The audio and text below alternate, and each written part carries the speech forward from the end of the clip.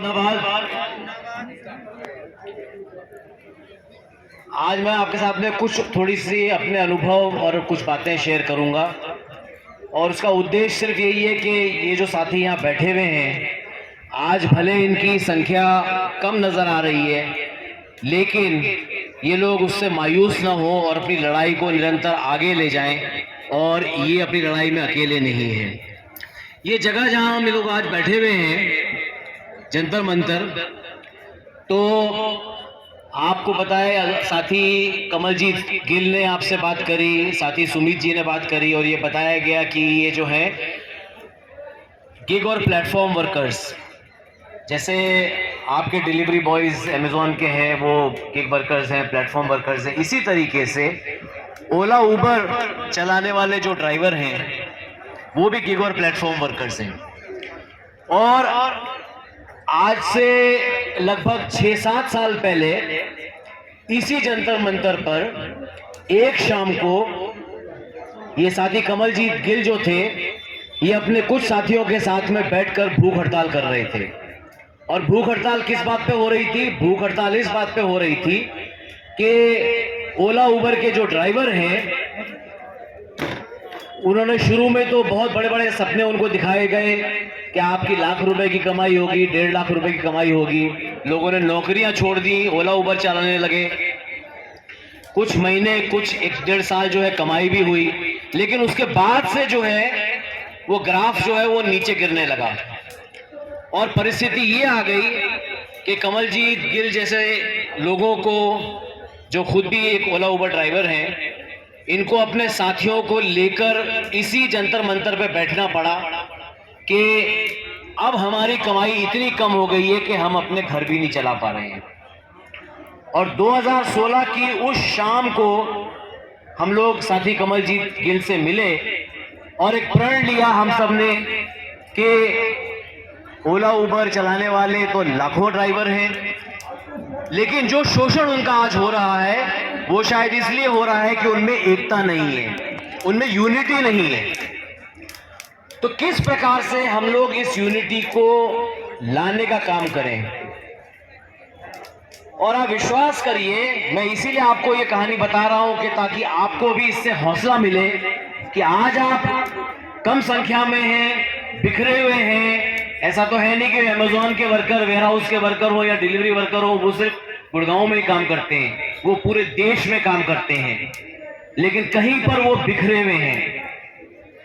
तो फिर से मैं आपको बताऊं कि 2016 में जो हमने ओला उबर के ड्राइवरों को जोड़ने का जो एक काम शुरू किया, 4 साल मेहनत हुई। साथी कमलजीत गिल, साथी सुमित भारद्वाज और इनके जैसे तमाम जो दूसरे साथी संगठित कर रहे थे एक दूसरे को, इन सबको एक जगह लाने का काम हुआ। और 2019 में Indian federation of app based transport workers, जिसका ये बैनर आप यहाँ पे देख रहे हैं, ये स्थापित हुई। और आज पूरे देश में इस फेडरेशन से लगभग 35,000 Ola Uber driver, Swiggy, Zomato, Dunzo, Rapido, delivery workers, ये तमाम इस संगठन से जुड़े हुए हैं। कहने का मतलब ये है कि अगर हम मेहनत करें, अगर हमारा इरादा पक्का हो और अगर हमें सबका साथ मिले, तो वो दिन दूर नहीं है कि अमेज़ॉन वर्कर्स का भी एक मजबूत संगठन जो है पूरे देश में खड़ा हो जाएगा। पहली बात। दूसरी बात, आप लोगों के साथ में क्या क्या होता है ये कुछ साथियों ने बताने का काम किया। 2018 में एक जगह है भिवंडी, जो बंबई शहर से थोड़ा सा बाहर है, और अगर आप कभी भिवंडी जाएं तो भिवंडी में आप देखेंगे कि 3-4 किलोमीटर तक उस हाईवे पर जो है बड़े बड़े वेयर हाउसेज हैं। अमेज़ॉन हो गया, मिंत्रा हो गया, फ्लिपकार्ट हो गया।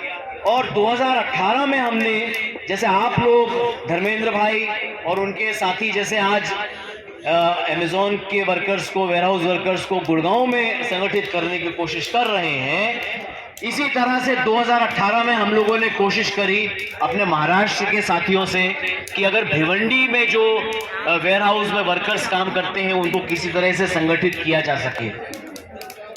सबसे पहले हमारा अनुभव ये हुआ कि आप उस जगह से, उनके वेयर हाउस के सामने से गाड़ी में गुजर सकते हैं। अगर आप पैदल चलते हुए वहां नजर आए तो फौरन गार्ड आपको आके पूछेंगे कि आप यहाँ क्यों आए हैं, आप कौन हैं, आपको क्या करना है। हाँ, आप अपनी गाड़ी ले जाके चक्कर मार के और बाहर चले जाइए। तो अंदर घुसने का तो खैर सवाल ही नहीं उठता है कि आप अमेजोन की वर्क प्लेस पे किसी तरीके से जा सकें। एक दो दिन हमने वहां पे कोशिश करी। ये जब वर्कर्स की जब शिफ्ट खत्म होती है तो ये वर्कर्स जो हैं बाहर निकलते हैं। ज्यादातर लड़के जो हैं वो आसपास के गांव के हैं, तो अपनी अपनी मोटरसाइकिल पे, मोपेड पे या जो बस है उसमें चले जाते हैं अपने घर। तो फिर हमने इन बच्चों से, बच्चे हम इसलिए कह रहे हैं कि तमाम वो जो वर्कर्स हमने देखा, जैसे ये साथी यहाँ बैठे हुए हैं, इसी तरीके से 21 साल, 22 साल, 23 साल के बच्चे। तो हमने उनसे चाय की दुकान पे उनसे ये पूछा आप कौन से गांव में रहते हैं, तो उन्होंने बगल में गांव का नाम बताया। हम गांव में गए, गांव में जाकर बात करने की कोशिश करी। तो पता जो एक एक कहानियां सुनने को मिली, मैं सोचता हूं कि आपको बताने की जरूरत नहीं है, लेकिन जैसा कुछ साथियों ने पीछे कहा कि ये आजाद देश के नागरिक हैं जो आज एक तरीके से बंधुआ मजदूरों की तरह काम करते हैं। कितने शर्म की बात है 21वीं शताब्दी में एक डेमोक्रेटिक कंट्री में जिसका एक संविधान है। साथियों ने जैसा कहा कि एक संविधान है जिसमें जीने का अधिकार, काम करने का अधिकार, लेकिन इन परिस्थितियों में भी उन बच्चों ने हमें बताया कि वो जब सुबह अपनी शिफ्ट में आते हैं तो बेसिकली वो एक तरह का पैकेजिंग बोलिए, लेबलिंग बोलिए, मोनोटोनस काम है कि आपको डब्बे भरने हैं, आपको डब्बे पे लेबल लगाना है और वो आगे बढ़ रहा है। और पूरे 8 घंटे जो है वो बच्चे जो हैं वो यही काम करते हैं। उनके हाथ जो है वो एक तरीके से मशीन की तरह से चलते हैं। और उन बच्चों ने हमें बताया कि हमने उनसे पूछा कितना कमा लेते हो दिन में, किसी ने कहा 200 रुपए, किसी ने कहा 250 रुपए, किसी ने कहा 300 रुपए। लेकिन जो उससे भी ज्यादा खतरनाक बात सुनने को मिली, शायद आप जानते हो, हमारे अमेजोन के साथी तो जरूर जानते होंगे कि सुबह जब वो आते हैं अपने काम पर तो कैमरे लगे हुए हैं। ये तो पुरानी बात हो गई, बहुत सारी जगह आज जो है वहां पे कैमरे लगे रहते हैं ताकि आपके ऊपर पूरा नियंत्रण रह सके कि आप क्या कर रहे हैं, कहां जा रहे हैं, काम कर रहे हैं, काम नहीं कर रहे हैं। इन बच्चों ने हमें बताया कि सुबह जब ये आते हैं अपनी शिफ्ट में तो इनके हाथ में एक बैंड बांध दिया जाता है और ये काम करते हैं। किसी को पेशाब जाना होता है या कोई किसी का हाथ थक जाता है एक ही काम करते करते, क्योंकि मोनोटोनस काम है, असेंबली लाइन चल रही है, उस पर डब्बे आ रहे हैं, पैक हो रहे हैं, लेबल हो रहे हैं, तमाम काम हो रहे हैं। और दिन जब खत्म होता है तो उनके हाथ में जो वो बैंड बंधा हुआ है अमेजोन के वर्कर्स के उस वेयर हाउस में, उस बैंड के आधार पे कैलकुलेट होता है कि आज आपको 852, मैं उदाहरण दे रहा हूं, 852 आपको मूवमेंट्स करने थे, आपने सिर्फ 605 करे, तो आपकी आज की तनख्वाह जो है वो 605 के हिसाब से आपको मिलेगी। मुझे नहीं पता ये आपके यहाँ गुड़गांव में ये चीज होती है या नहीं होती है, लेकिन भिवंडी में, महाराष्ट्र में भिवंडी जो है वहाँ एक तरह से पूरा मुंबई का जो मार्केट है वो भिवंडी केटर करता है। ओके, तो सोचिए कि इस आजाद देश में 2022 में जो बच्चे काम कर रहे हैं उनको न्यूनतम वेतन नहीं मिल रहा है, उनको टॉयलेट की सुविधा नहीं मिल रही है, उनकी हेल्थ एंड सेफ्टी का निगलेक्ट हो रहा है, वो घंटों घंटों काम करते हैं। लेकिन इतना ही नहीं, उनके ऊपर इस तरह से जासूसी होती है कि वो कितना हाथ का मूवमेंट कर रहे हैं उसके आधार पे उनको तनख्वाह मिलती है। तो ये बहुत ही खतरनाक परिस्थिति है। अब एक चीज और मैं शेयर करना चाहूंगा आपकी कंपनी के बारे में। अब एक सुबह से जितने साथियों ने बातचीत करी है, तमाम लोगों ने अलग अलग बातें कही हैं। एक चीज जो किसी ने शायद मेंशन नहीं कर पाए कि आज शुक्रवार का दिन है, फ्राइडे है आज, और फ्राइडे का दिन तो एक वर्किंग दिन होता है। तो हम आज क्यों ये धरना लेके बैठे हैं, हम आज क्यों ये लड़ाई लड़ रहे हैं? आज तो फ्राइडे है। तो फ्राइडे है, ये बात सही है, लेकिन आज एक तरह से विशेष फ्राइडे है। विशेष फ्राइडे का क्या मतलब हुआ? आज है ब्लैक फ्राइडे, यानी काला शुक्रवार है। अब आप सोचेंगे काला शुक्रवार क्या चीज होती है? तो ये एक खेल है पूंजीपतियों का, अमेज़न जैसे बड़ी कंपनियों का। आज अगर आप अमेरिका में होते, आज के दिन, अभी तो खैर दिन शुरू होने वाला है अमेरिका में, आज अगर आप अमेरिका में होंगे तो आज साल की सबसे बड़ी जो सेल है वो आज के दिन लगती है अमेरिका के हर बड़े शहर में। 5 बजे सुबह से आप देखेंगे अमेरिका के बड़े शहरों में तो पब्लिक जो है वो बड़े बड़े डिपार्टमेंट स्टोर, बड़े बड़े वो जो है मॉल्स जो है वहां पे लाइन लगा के खड़े हो जाते हैं, क्योंकि आज जो है बहुत बड़ी सेल होती है। तो ग्राहक जो है इस ताक में रहते हैं कि कितना डिस्काउंट हमें आज मिलेगा। चलिए, ये तो रही कस्टमर की बात और ग्राहक की बात। अब ये बात हम क्यों चर्चा कर रहे हैं?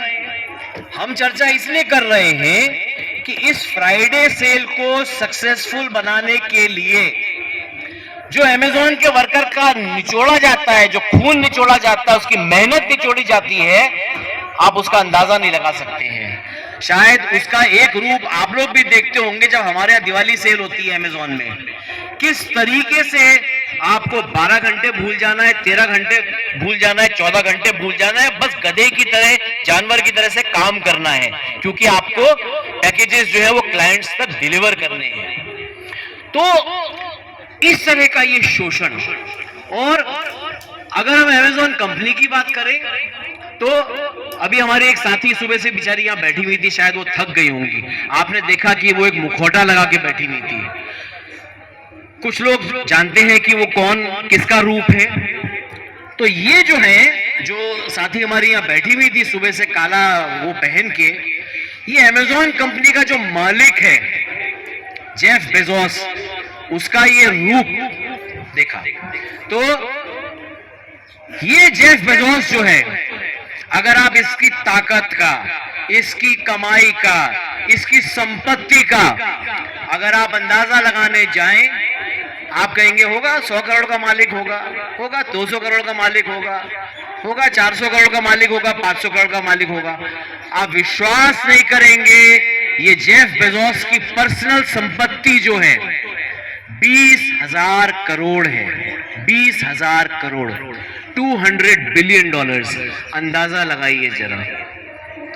और ये कंपनी जो है, ये वर्कर्स को मिनिमम वेजेस या 8 घंटे 9 घंटे काम करने के बाद में ओवर टाइम, या अगर ये बीमार पड़े तो इनको सिक पे, ये कोई भी चीज जो है इन वर्कर्स को मिलने का काम नहीं होता है। और इसलिए आज ये प्रदर्शन यहां पे हो रहा है। और ये प्रदर्शन मान लीजिए सिर्फ यही नहीं हो रहा है, ये दुनिया भर में ये प्रदर्शन आज हो रहा है। यहाँ पे ब्लैक फ्राइडे का मेक अमेज़न पे समय आ गया है कि हम अमेज़न जैसी कंपनी से कहें कि चाहे आपके मजदूर हो, चाहे आपके वो व्यापारी हो, व्यापारियों की व्यथा अगर आप सुने तो वो एक अलग व्यथा है। पहले वो धंधा करते थे, जैसे तैसे कमा लेते थे, घर चल जाता था। आज अमेज़न ने एक तरीके से उनका घर पूरा, उनका बिजनेस पूरा जो है कैप्चर कर लिया है। और उनके सामने अल्टीमेटम रखा है, तुम्हें अगर अपना सामान बेचना है हमारे थ्रू बेचो। चलिए, वो भी समझ में आता है, लेकिन अगर हमारे थ्रू बेचोगे तो हमें 40% कमीशन दोगे। तो जो छोटा व्यापारी है, जो छोटा ट्रेडर है, एक तरीके से वो खत्म होने का काम हो रहा है। बहुत सारे लोगों ने सरकार की बात करी। आज जो सरकार हमारे देश में कहने को वो छोटे व्यापारियों का प्रतिनिधित्व करती है कि नहीं? स्वदेशी का नारा देती है, लेकिन जब अमेज़न की बात आती है तो वो उस तरफ देख